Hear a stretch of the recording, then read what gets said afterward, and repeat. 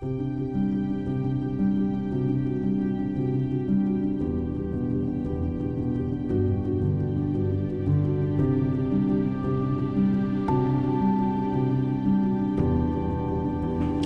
well, hello everyone. This is William Cunningham of My Hope in Marriage. You can visit My Hope in Marriage online at www.myhopeinmarriage.com. Well, My Hope in Marriage is dedicated, it's focused on, well, I shouldn't say focused, it's really directed to people who are in an unhappy marriage, people who want to know how to make a fulfilling marriage, how to forge a fulfilling marriage, and from a man's perspective, of course, because I'm a guy.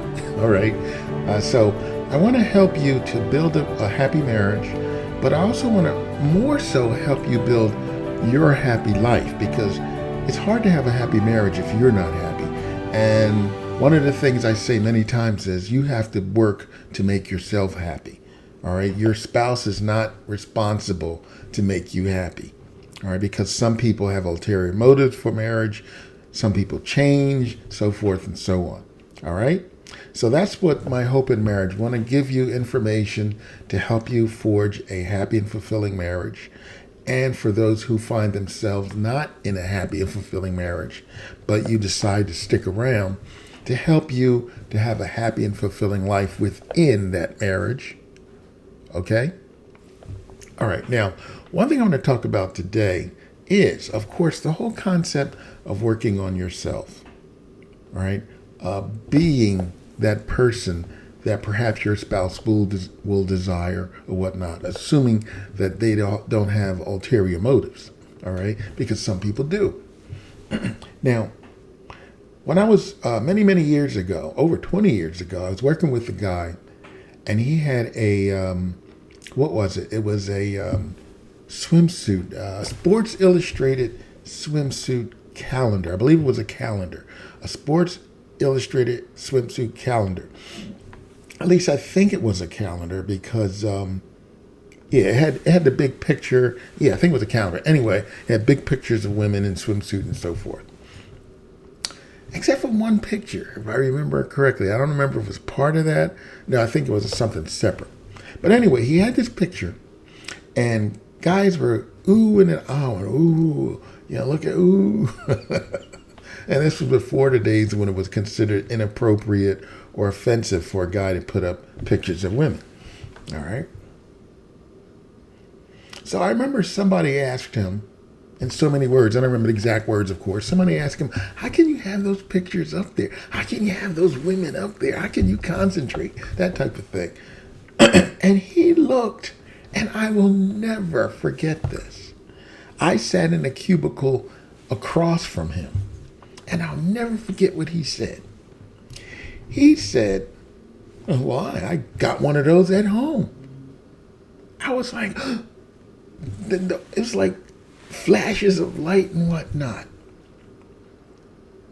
And then I remember later he had a big picture of his wife. Yeah, this was after that. I saw a big picture of his wife he had a newborn child. But I never forgot what he said. I was like, wow. Now, you wonder why these have those pictures up there in the first place. But anyway, I thought that was powerful. Now, we want our spouses to desire us, to love us, to want us, so forth and so on. But do we make ourselves desirable? Are we making ourselves lovable? It's kind of like a saying I heard somewhere, I'm not sure where. It's hard to hug a porcupine. It's hard to hug a porcupine. In other words, it's hard to hug someone that causes you pain or discomfort, right? So, are you that person? Do you take care of yourself? Are you groomed? Do you wash? Do you smell? Do you take care of your body? Or have you just let yourself go? This is a men and a women. Did you just let yourself go? All right. So these are things that you have to ask yourself because they're very, very important in a relationship. Because you could be bound by a covenant, marriage vows, legal situation, but have you done what you need to do to contribute to a happy and fulfilling marriage? Have you done it? And that that goes right over into doing what you need to do for yourself, even if your marriage isn't fulfilling or happy or anything like that. All right? You need to do what you need to do. You need to do for yourself. Make yourself that person. Rather, your wife is with you or your husband is with you or not. Rather, you have that cohesiveness where you have that connection, because ultimately you do want that emotional connection with your spouse. And if you don't get it, then problems can happen. All right. So are you that person? Are you that person that your spouse will desire, will admire, will respect? Have you earned respect? Will want? All right? Now, one thing about my hope in marriage, of course, I've said many times, is from a male's perspective. I'm a male. But it's also for the women that want to be enlightened to the ways of man or the ways of a guy, how a guy thinks and so forth and so on. Because you're going to need that in order to forge ahead to a specific end, a happy, fulfilling marriage. In combat, you need to know your enemy. All right? You need to know your enemy. And I've said this many, many times before. Most men know more about women than women know of men. Okay? Men go into marriages knowing they're going to provide, they're going to protect, they're going to take care of things. A woman goes into a marriage, it's like the big thing is the wedding day. But you have some enlightened women, guys, you have some enlightened women out there, especially those who are considering marriage, but in light of the culture and what's going on now in relationships, there are women, for you guys, there are women out there who really want to have a married life, who want to be with her husband. The Bible says that the two become one. God said that the man needed a helper, a companion. And there are women out there who want to do that. All right, so don't give up on marriage. It's not marriage that's the problem. It's the people. All right? All right, so you want to make yourself to be desired by your spouse. And you have to learn to speak their language. You have to learn to communicate the way they would communicate, in a way that they would understand. You could tell your spouse all day long that you love them, but if they're not seeing it in the way that they perceive love, then you're not really saying much. He knows you're saying something. She knows you're saying something, but you don't seem to love me. If you love me, you'd do X, Y, Z. If you love me, we'd be together. If you love me, you spend more time with me and give up some of that time with the kid, your job, and your social media. Right? So you have to position yourself where you are desired, you are wanted, you are to be respected. All right? So no simping in marriage. No simps. You can't have a happy marriage if you're a simp. If you're just, yes, dear, yes, dear, yes, dear. No. Okay? All right? You have to take care of yourself. And do your, let's say, duty, for lack of a better word, for the relationship. You have to work at your relationship. You have to nurture. You have to make time to spend with your spouse. You have to make time to talk about things, intimate things. You have to make time, like date night. You have to have time to have sex with one another, right? You have to make those time. Now, of course, you're probably both working, or you're both in some way very busy or whatnot, but you still have to make the time, because you know what? You do it for everything else. You find time for the kids.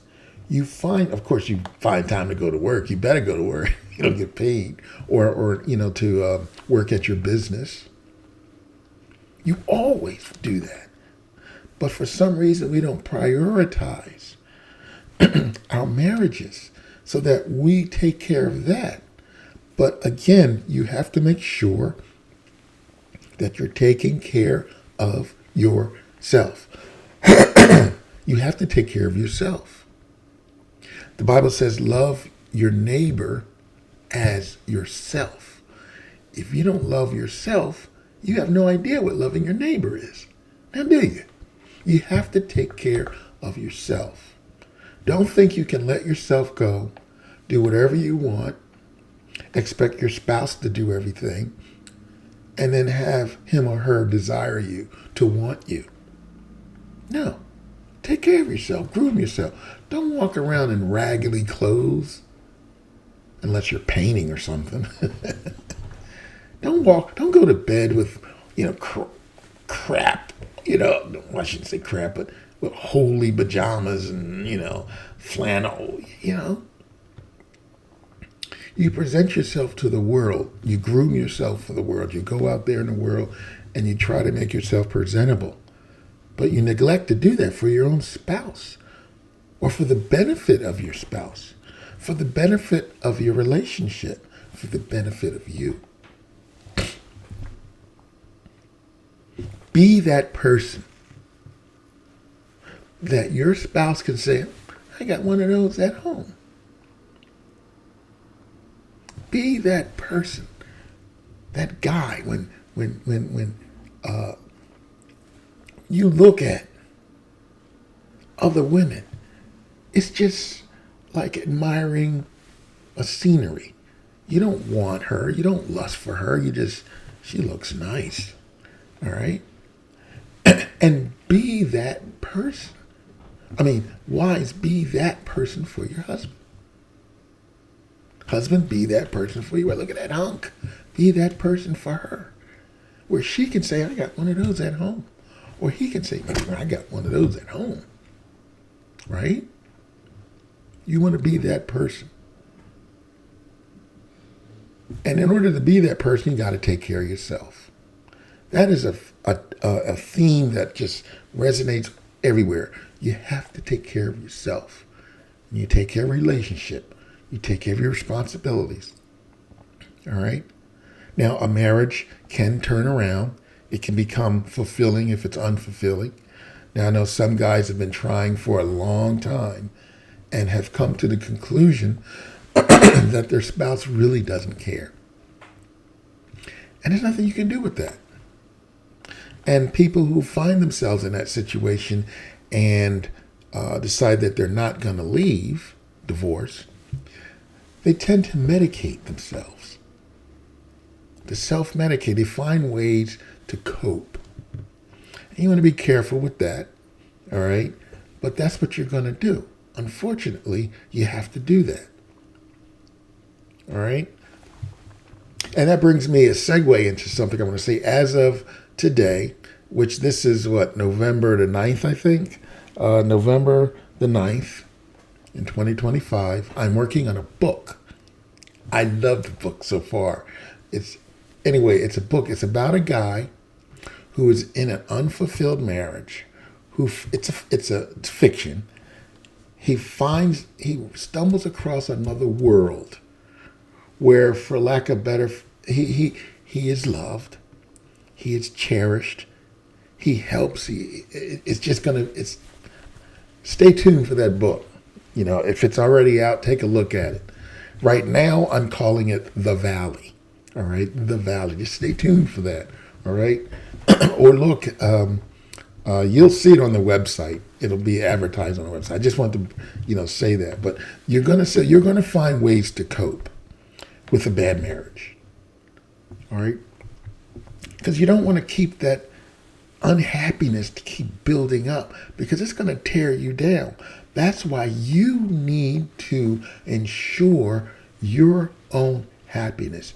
You have to be that guy or that gal, even if it's just for yourself. Sure, you want your wife to be like, I got one of those at home. Or your husband say, I got one of those at home. When all the guys are Googling and goggling over the swimsuit models or whatever. I got one of those. She looks great. She has a nice whatever, but I got one at home. The Bible says, drink water from your own cistern, which means, now check it out. This is an aspect of marriage a lot of people don't talk about. When you talk about things people do in marriage when they're unhappy. Drink water from your own cistern, which implies, you know what I'm going to say. It implies that you have a cistern, or a well, if you will, to drink from. If you don't have a well, and you're thirsty, and you go to your spouse for drink, and there's no well, you're going to either thirst, die of thirst, shrivel up, or you're going to find somewhere else to get some drink. And some of those ways may not be moral, may violate the marriage. But here's something else people don't seem to think about. The marriage has already been violated. You've already dismissed your spouse. You don't have the water for your spouse. So of course I'm going to go somewhere. Why go to the kitchen?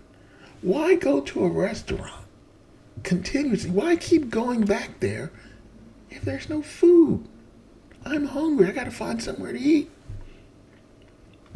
All right. So you got to take care of yourself in one way or another. People don't talk about the situation of a guy or a gal in an unfulfilling marriage where their spouse is just not there. There's no connection. What do? You got to take care of yourself. Now, I'm not telling you to go out there and find a bunch of prostitutes or anything like that. But the bottom line is you have to find a way to take care of yourself. You have to find a way to cope. And that's what my book is going to be about. But it's more of it's fiction, all right? So I can make stuff up. But it's that message. Take care of yourself. Be the person that your spouse will desire, which means you got to take care of yourself. All right? All right, I just wanted to bring that message up. And we're going to talk more about stuff like this in future videos. All right? So remember, the key to a happy and fulfilling marriage is you. And ideally, the husband and the wife are working together to make that happen. All right? But it starts with you. All right? Okay, well, that's enough. I hope you enjoyed this. If you're looking at this on YouTube, I'd appreciate if you give a like. And if you want to subscribe, you want to see more videos like this, go ahead on and subscribe, and you can get alerted when I create new videos. Okay? Well, I want you to be blessed. Until the next time, be blessed. Take care of yourself. Goodbye.